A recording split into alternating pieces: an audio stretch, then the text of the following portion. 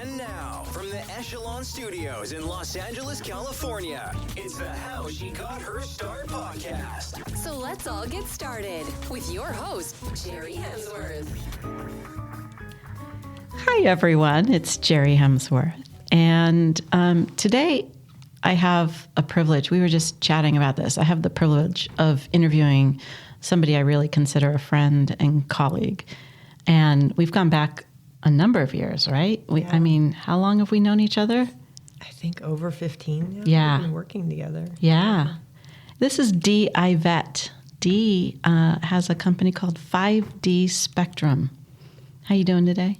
I'm doing great. Thank you, Jerri, for having me on your show. Oh, of course. Of course. I'm like, I got to get Dee in here. Because she's got such a great story. She's made it so far, and it's amazing. So first, tell me about 5D Spectrum. What is it that you and the team at 5D Spectrum do? So 5D Spectrum is a full-service digital marketing agency. We have a focus on technology. I have a passion for technology, so I like to be developing challenging projects. And we have a couple areas of expertise in e-commerce and marketing. So when we build something, we like to make sure our clients are doing a full 360. It's not just about building a website. It's how are you going to market your business and your services to the customers. So we offer marketing services. We do search engine optimization. We also do pay-per-click. We have all kinds of social media marketing contracts. We're kind of doing a lot of different things. Content strategy and photography. We love getting out there and shooting, real world photography. Isn't that fun? Absolutely. Oh. And get out of the stock imagery, but yeah.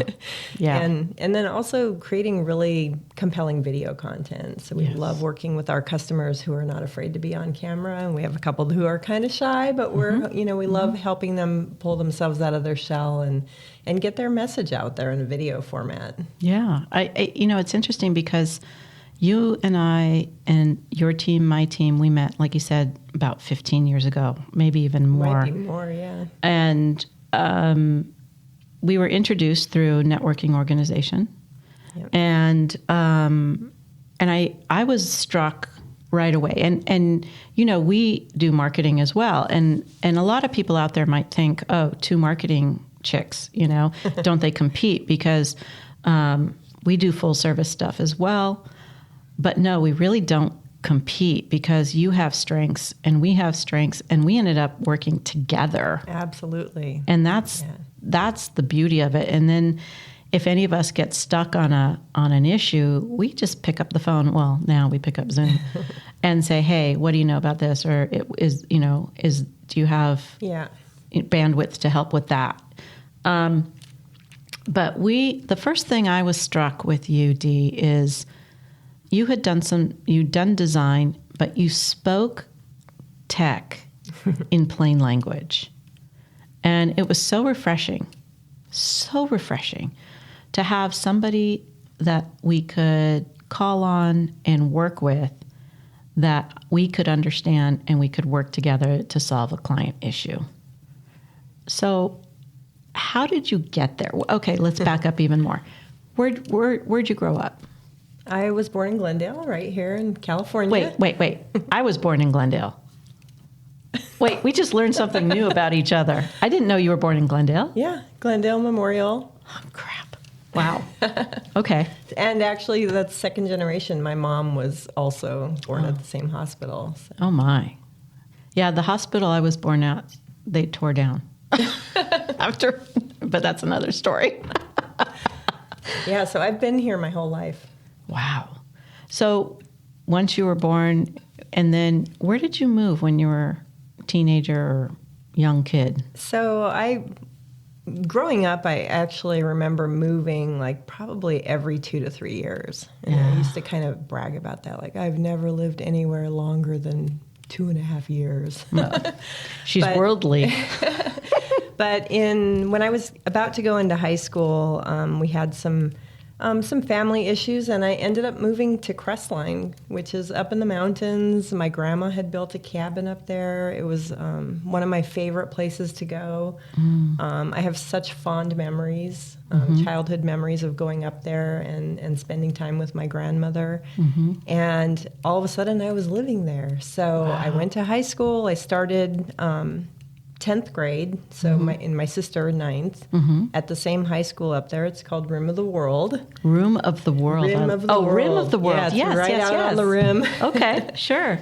And, all new friends. It was a start over, but I always tell people I really felt like I was on vacation for 3 years. Wow. Because it's such a nice place. And I actually just got back from a vacation. I went up there for a week to you go up there a lot, don't you? Yeah, I really do. I try to go back. I still have friends who live up there who never left the mountain. Come down the mountain. Yeah. No. Yeah. It's interesting because I don't run into too many people that grew up in the mountains or lived Time. in the mountains. And when you finished high school, what did you know what you wanted to do? What profession? I didn't really know, and I didn't have a lot of help from the school or my parents trying to figure out what was I going to do. I was a math science major. I was the top third student in math in my school. Okay, bit of a nerd. And I loved it, but what they told me I should be when they do the tests in high school, and they said, you should be a naval architect. And I was like, what is a naval architect? I have no idea what that even is. Designing ships or, is it boats design? But if you think about it, a naval architect, whatever that is, it sounds like something very techy and maybe very creative, which is probably the only thing they really got right, is that I'm actually one of those weirdos. You and me both. I know where you're going. Can do both technical right brain, and left creative. brain. Yeah. So I got a scholarship to a college, UCR. I was going to go for an engineering degree, and it just didn't sound very fun to me. And I was always very creative, and I was on the yearbook staff in high school, and I did a lot of the photography for my senior year.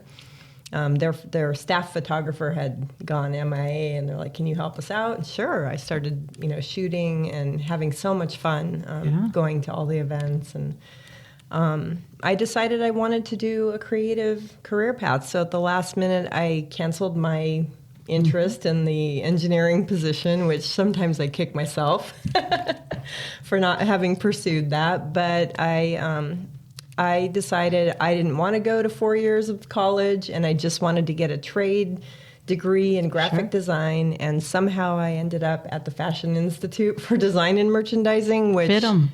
Yeah, it was. They had a graphic design pathway at the time, but it was too, I don't want to say it was too easy for me, but I didn't feel like I was learning enough.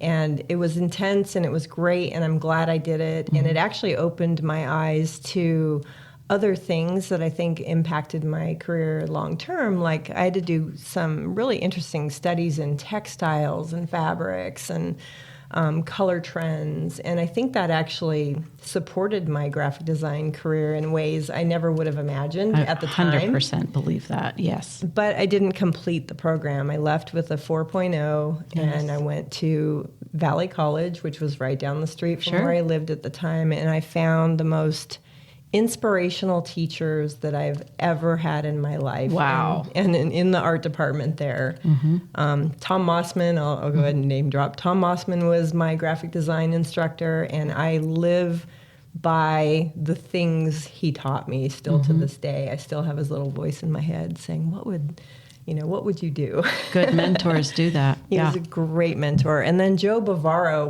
this is so funny. He was my 3-dimensional art teacher, and he was just fantastic. But he also redesigned the Metropolitan Museum, which is on Laurel Canyon Boulevard in North Hollywood. Yeah. And so he built the museum, like he designed that space, and I actually owned a 59 Metropolitan. So I was actually driving it at the time I was in college. And so I thought that was such a weird coincidence. But working through his processes and his critical thinking on art projects, those are lessons that were so valuable. I carry them with me today. And I've encouraged other people over the years to go through the junior college system and get the education that they deserve at the price they can afford. Absolutely. And I I've no regrets. Yeah. So I left there with a high GPA, fully intending to move on to a university to finish my degree when I got sidetracked. So, and photography was always a passion. I was still doing that. I actually shot real estate photography while I was in college, and that was helping me pay my bills. I had 3 jobs, but that was my favorite of the 3. And that's interesting because I also worked my way through college, and I didn't have 3 jobs. I just had 1. But it's kind of I always think of you being scrappy. Like you knew where you needed to be and what you needed to do, and put your head down and go for it. You have that brain that lets you do that. Scrappy, I like that. Scrappy. She's scrappy. Well, one of my jobs was I was a cashier at Lucky Supermarket. So if Lucky. you remember Lucky, Yes. It was right here in the valley. Yes. And that actually helped me the most, I think, because I got my health insurance and it was a union job and it was well paying at the time. Sure. And I knew, friends in high places. Yeah. I worked my way up pretty quick. So it was a nice, stable part-time job. Nice. And it also gave me some insight as to what type of career path I might actually want to be on. And I knew that customer service on the front line in the grocery store was not going to be in my future. Especially, I actually got held up at gunpoint a few times while working there. There's something in here.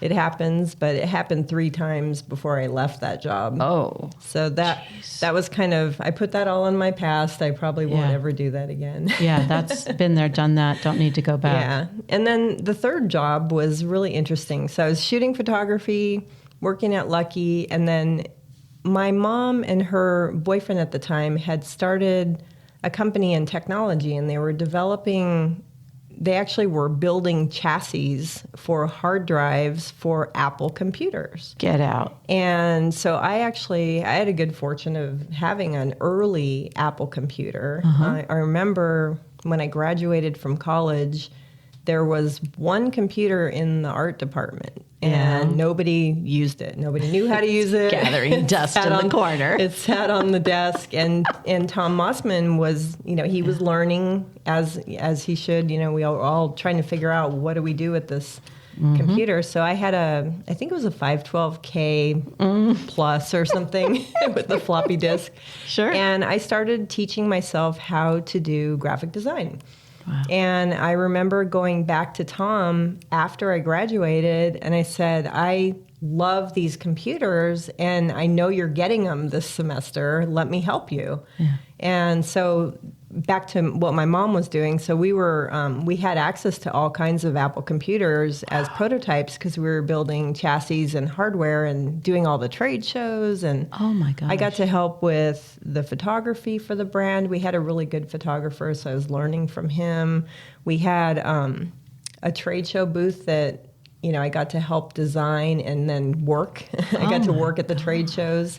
And I actually wrote all of the installation manuals and shot all of the photos for how to install your hard drive.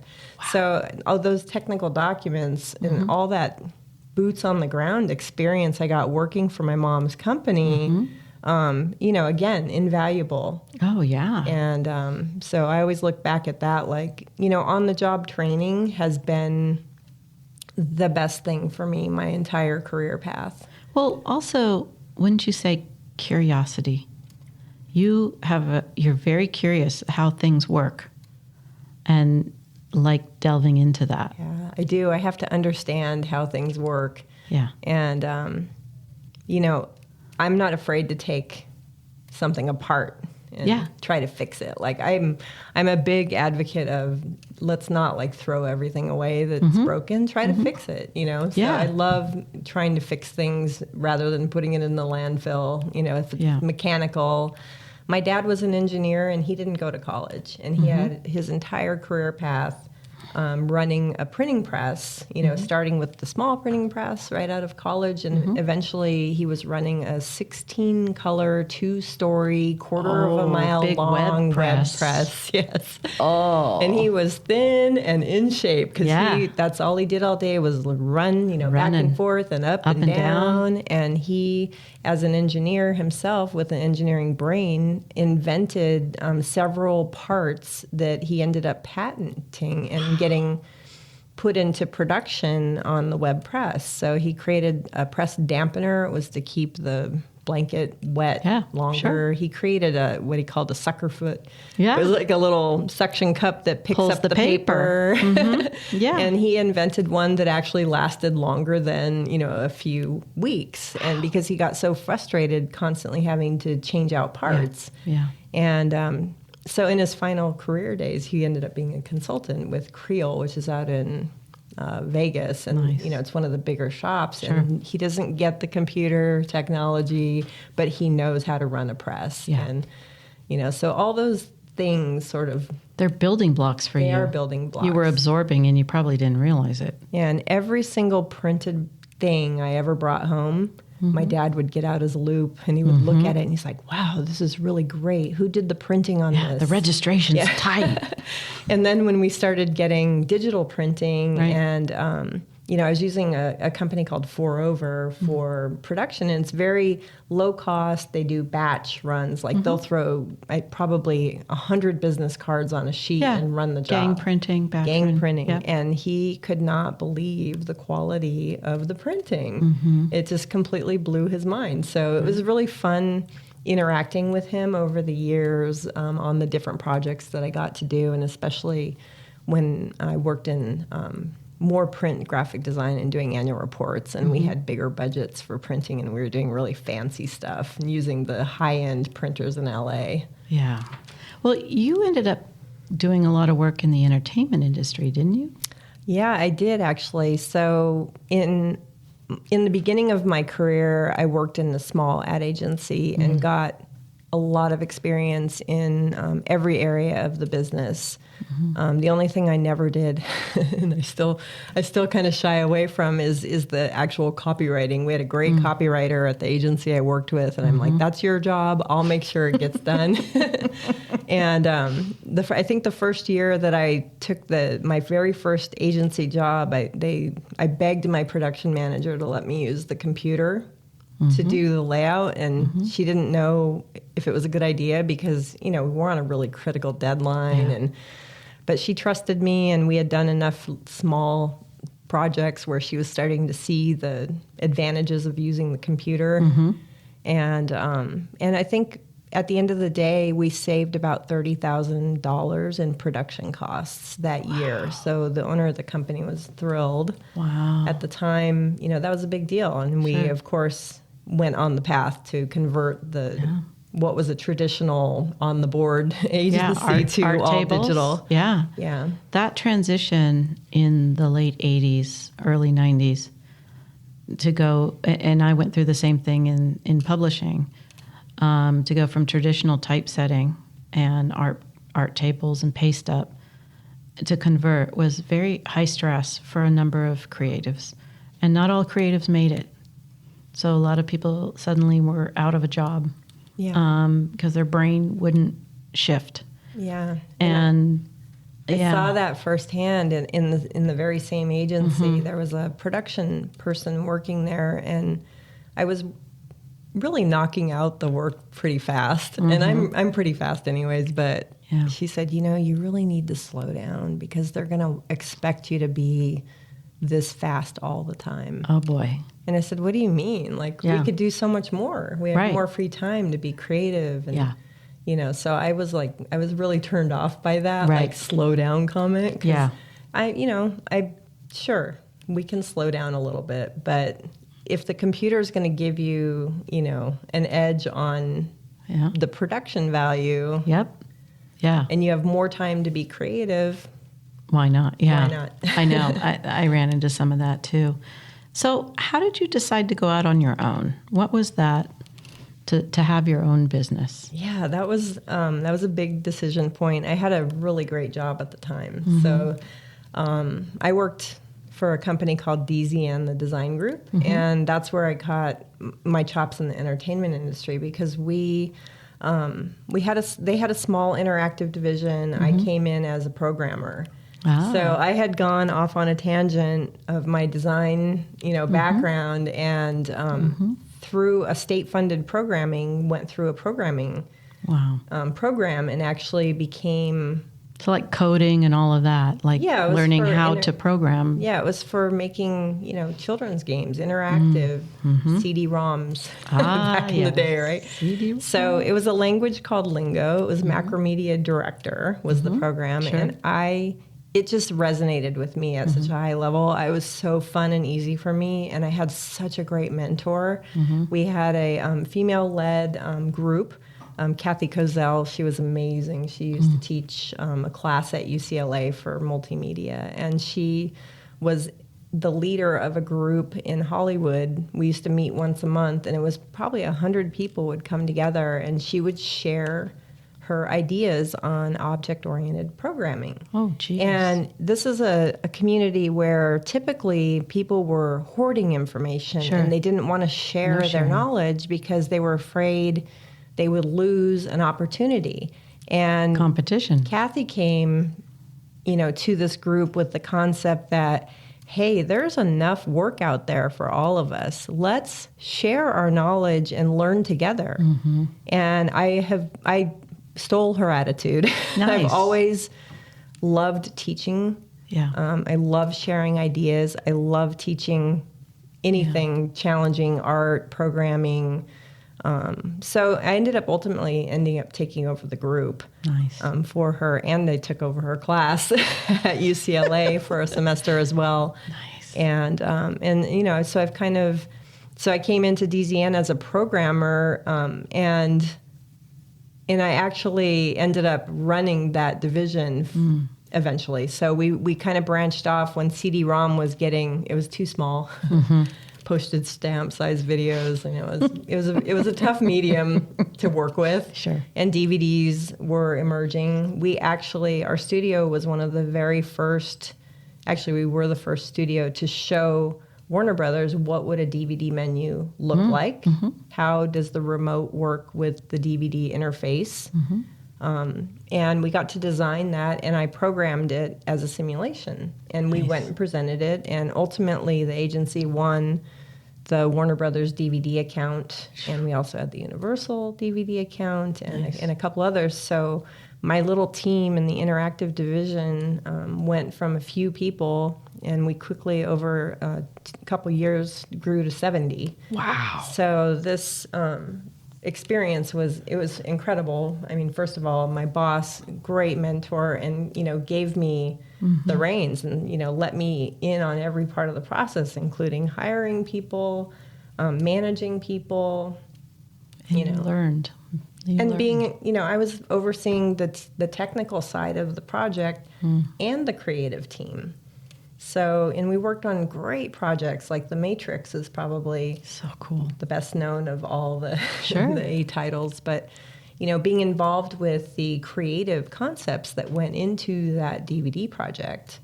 That's literally the cutting edge, the beginning of UI, UX.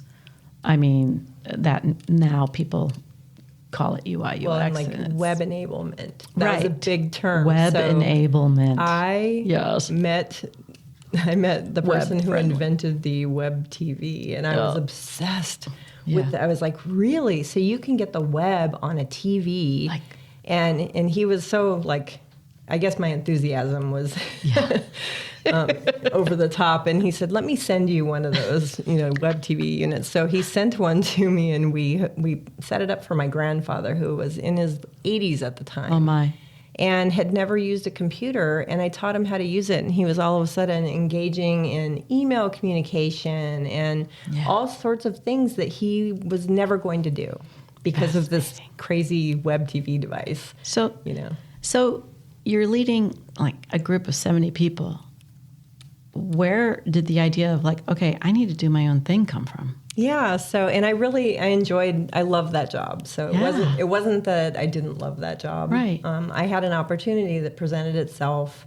It was not competitive with what I was doing. And I was like, well, in a sense, it was a totally different, line of business. And it was, I kind of always did moonlighting. Well, we all did. You all had to freelance and moonlight. Yeah. And it wasn't for the money. It was more for the variety of projects. Creativity. Got pulled in on, one year, one of my clients who I still work with today pulled me in on creating graphics for the Democratic Convention. Yeah.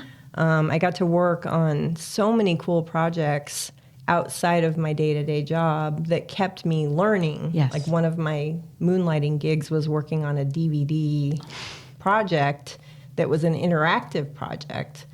And so I was doing coding and moonlighting and meeting people outside of my work. This is so funny because while you're doing that side, I was moonlighting, designing point-of-sale displays for Disney's DVD collection of Lion King and Aladdin. And it's like, it was mind-blowing to me that I, in my moonlight, could design for Disney. Yeah. And that's what that freelancing or, being eager just for the creativity and the variety, that's what it brings. Yeah. And so one of my favorite moonlighting gigs was for BBDO. Ad agency. They had the Apple account. Of course. And I've always been an Apple person. Apple geek. Right? So Same from here. the beginning days with my mom. Don't bring partner. a PC near me. No. So I got to work on one of the campaigns. Sure. I was creating the animated graphics that went on the screen during the commercial shoot. So I got to be on set with the team, the BBDO creative team. Joe Pitko was the director.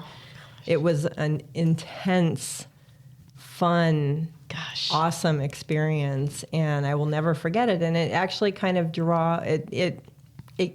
that's where I got my interest in working in television production, which I'm currently trying to pivot into more production at this point in my career because I love it. I'm good at it. I'm happy to be part of a team. So I am part of a networking group that's dedicated to women in film, and I'm looking for those kind of projects. But to go back to the how did I start my business? Yeah, I had one of my freelance buddies, moonlighting buddies, came to me and said, "Hey, I need you to design this mini CD-ROM interface for." I think the first one I did was for hockey, and I was a hockey fan, so it was fun, and I got to design it. And she said, "We really would love for you to come and work for us and design these mini CDs." And I was like, "Well, I would love to do that, but I don't want to just come be your designer. I would love to. Let's start a business." They have at the time the Upper Deck account. They were doing baseball, hockey, and all the sports, and then some opportunities came up to do Pokemon and some movie related, and I actually did a Tiger Woods prototype. Wow. And so we decided let's start a business. So we wanted to do our own agency, and that's how we started. I gave 3 months notice. Wow. That's pretty nice. I was running a big show there, and I wanted to make sure that they found the right people to replace me, and that's when I moved on. Did you have your son Arthur by this point? No, not yet. No, but I had moved to Burbank, and my agency had moved to Marina Del Rey. And if you live in Los Angeles, that is not a nice commute. There's no easy way to get down there. It's at least minimally an hour, if not 2 hours each direction. And I was super against the carpooling. I couldn't carpool, but the commute was killing me, honestly. So I was actually going into work early every day and leaving late. So I was working way too many hours, and which, I've never been afraid of hard work, and I am kind of workaholic. So I was putting in too much time, and just the commute. I felt like I'm wasting 3 to 4 hours a day on the road, and this is before we had cell phones, and so we weren't like communicating that way. I did have a walkie-talkie when I worked. Cool. There. So they could catch me when I was at Warner Brothers. They would, the Nokia walkie-talkie. Sure. But I really needed to make a change, and I had a couple other opportunities, but starting my own thing, it was the right time and it was the right, opportunity. So we formed a partnership. There were 3 of us, and that's how it all began. And we, that was the beginning of our journey. We had a different company name at the time. Yeah, yeah. But then you get into websites. You get into all the program, all that back end knowledge and programming. Obviously evolved into all things that have to do with that, including websites and marketing and digital. We really had a focus on technology when I first started. So this was in the end of 1999, 2000, and our first big web client was Trillium, and that was a Intel company. They got bought by Intel while we were working with them. And we also worked with a American Express company called Workadia, and we just had a lot of clients at that time, Tibco, Infosys, that were very techy at the time. Right. So, and my background for the prior 4 years was in DVD and CD-ROM. So, so I actually didn't pursue the DVD work right away because I cared about my non-compete agreement, even though I guess they're not legal in California. Not anymore, or weren't, I don't know, They weren't at the time either, but, I didn't want to step on anybody's toes. I think there's an ethic again, thing. Back to Kathy Kozel, there's enough work out there for all of us. And there's a core ethic responsibility in you. Yeah. And that you're like, that's just not cool to do. But when the opportunity presented itself, and I was past that time, I did start working with Universal, and we landed the most of the kids' titles. So we were doing Land Before Time, and we were doing the children's titles. They would put a little bit more effort into making them interactive. So we were designing set-top games. Oh. And it was so much fun. I bet. So, we got into the catalog work for them. And it kept us busy for many years. So we were doing web development also, but we were also like back into the DVD world and until what year it phased out. Was Arthur born? So he was born in 2002. Okay, so 2 years into it. How was it being a business owner and very fortunate to have had my own business, right? Because I got to make my own rules, and I got to have whatever help I needed that I could afford. Also, Arthur basically started coming to the office with me from day one. Libby too. I think I took less than 2 weeks off work, and I was actually working the night I went into labor. Yes. This is a funny story. Yeah. I was at Laser Pacific, which was a Kodak company, later bought by Kodak. They were working on a DVD project for me, and it was like 2:00 in the morning. Oh God! And they said, Dee, and I'm out huge. I was huge, and they said, you should go home and rest for a few hours. This isn't going to be ready. We'll call you when it's ready for you to come back. And I said, okay. So I went home to rest, and at 4:00 I went into labor. Oh. So I'm not coming back. I called my partner at the time, my business partner, and I said, I'm not going to be able to finish this project tonight at Laser Pacific. Can you go in and QC this DVD for me? Yeah, please, pretty please. And, of course she did. And so that's when it started. But Arthur, he was so lucky because he would come in, to my office, and we had a bungee jumper in my doorway. So he was like always hanging around, was Literally. very active, busy. And I had several people working for me at the time that would just take him in the stroller, and there was a park around the corner. They would take him out, and that was my opportunity to work. So I think during those first couple of years, I didn't work 80 hours a week, but it felt like it. Yeah. Probably got 2 hours a day done. I know. And I was the same. I brought Libby, she came to the office every day, you know. Her pack and play was right in my office, and it was just take them along. And I think our kids are better for that, honestly, because we were present their whole lives. Yeah. And now Arthur is thriving. And I think he got a bit of the brainiac stuff from you, don't you think? That math. He definitely is strong in math. Yeah. He gets that from me and his dad. Yeah. And he loves, his passion is political science, and he is on his path now, and he's working on his PhD. Fabulous. Fabulous. And real briefly, I don't know how briefly this can be. You're also a musician. I am. On top of all this other tech and design and all of that.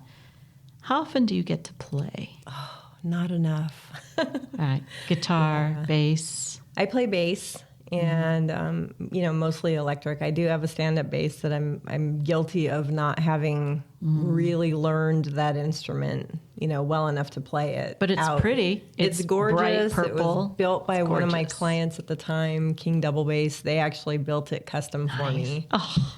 And it's beautiful. And it's on my list of things to learn. The problem is the style that I want to play. I need a mentor. I need a good mentor for that. So I will probably be taking some music lessons. But I am primarily self-taught on the bass. I have a very good friend who needed a website or a web page or something, some help, and he came and graciously trained me how to play with a pick, which I never knew how to do. But he said, if you're going to be in punk rock, you're going to need to play with a pick. Okay. And he's an saves the fingertips musician. too. Yeah. I wish I could play with my fingers better too. But I love the sound that I get, and I do play kind of hard, I guess, because of the genre. But my band that we put together in, I think, 1998 or 9 is when we first started playing out. We played out in Hollywood for almost 5 years. So that was fun. During, even when Arthur was born, I had to take a small hiatus and brought in another bass player to stand in for me. And but we kept it going, and it was really fun, and it was never for the money. It was always for the fun. And we got to go to Mexico. We played down. We did fundraisers. We got to help some kids in Tijuana get bicycles. Nice. Oh, that's fabulous. Yeah. So that was the first band, and then I started another band that played out for a couple years. We did 2 big fundraisers. It was really fun. We got to open for the Bengals. Nice. 1 year, and it was a really great experience, and it was a whole new lineup of songs, and it was the singer from the first band that came along too, but at that point, there were 3 of us who were singing up front, so that was fun. That was my first time actually singing and playing. And, did you get any stage fright or no? Actually, I never really had bad stage fright when I played music. Like we would all get nervous. We might have done a shot of tequila, have some tequila, get on stage and play. So I think after the first year of playing out with the punk rock band, it became more like, okay, when are we going to get up there and go? Yeah, like we were excited. The only time we got really nervous is if we were opening for one of our bands that was like a bigger band that, we were like, got it. Oh, what if we mess up? Or, we mess up. But someone said slop and roll, whatever it was, we were having fun, and we had a lot of people coming out to our shows, and I do miss that, and I do still currently work on some writing projects. So I've been writing, not enough, again, not playing enough, not writing enough, but I do have one in the queue that I'm kind of finishing up now. I think that's fabulous because you keep your creative spirit alive. At the same time, you're feeding your technical brain and spirit. Yeah. And I think you're in the perfect industry for It's the that. true multimedia, like, if Yes. there was ever a person, like, that was my draw to interactive in the first place. It was like, wow, you can do video, you can do audio, you can do animation, Right. all this stuff all in one place. And that's where 5D Spectrum is the culmination of all of that. And I mean, having worked with you on projects for clients, I've really gotten to see how your brain works. And likewise. And project management and the creativity. And it's actually quite a gift. And I'm thank you. so appreciative of the relationship we have. Yeah, no, it's And knowing definitely you. been a mutually beneficial working relationship over the years. So, Well, I can't wait to see where 5D Spectrum goes next as technology evolves. And, you know, you talk a lot about SEO and also even recently talking about, you know, the fraud that's out there and be educating clients. Like, oh, we don't need to, you know, don't do this, pay per click. All of the skills and the knowledge that you and your team have. When technology changes, as we know it will, I have always no does. doubt, you know, 5D is going to be like totally there. Real quick, what does 5D stand for? So 5D it's not my name. I was going to say, But everybody thinks Are there 5 of it you? is, and there's not 5 of me. I just work 5 times faster. there No, you I'm go. Just kidding. I just have 5 different, I have 5 personalities. Yeah, the 5D stands for our process. And I developed, in 2010, I had separated my partnership and started the 5D Spectrum brand on my own. And 5D stands for a process that we apply to every project, big or small. And it is what allows us to do the good work that we do because we follow this process. So the first step is discover. That's the first D. That is the most important step in the process. That is us getting to know our clients intimately, their business inside and out, so that we can do a good job for them. We don't do any design until we do discover. Right, you can't. So the second D is design. Once we're through those 2 processes, we can do development.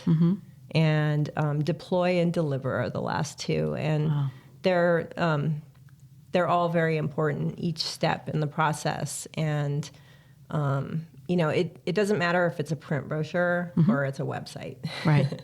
All of those steps Or an have internal meaning. as I call it, a back end system that you guys develop. Yeah. You have to have those. Dee, thank you so much for being with me today. Thank you for oh my gosh. having me. And again, it's so cool because we still learn about each other and it's so fun. Yeah. I'm so grateful. Glendale. Glendale. Yikes. We'll talk Thank to you you, Jerri. soon. Take care. Bye-bye.